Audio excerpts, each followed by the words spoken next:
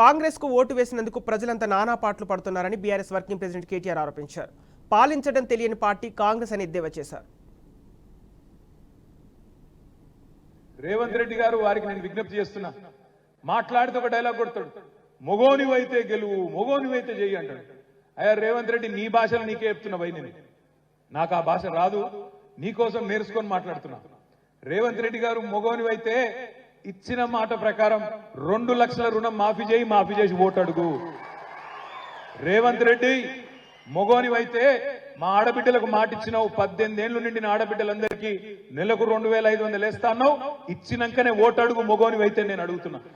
మొగోనివైతే ముసలోళ్ళకి చెప్పినావు, కేసీఆర్ 2000 ఇస్తుండు, 4000 ఇస్తని చెప్పినావు. మొగోనివైతే 4000 ముసలయ్యకి ఇస్తా, ఇద్దరికి ఇస్తా అని నరికినావు కదా, మైకి పట్టుకొని ఇప్పుడు ఇద్దరికి ఇచ్చి ఓటు అడుగు.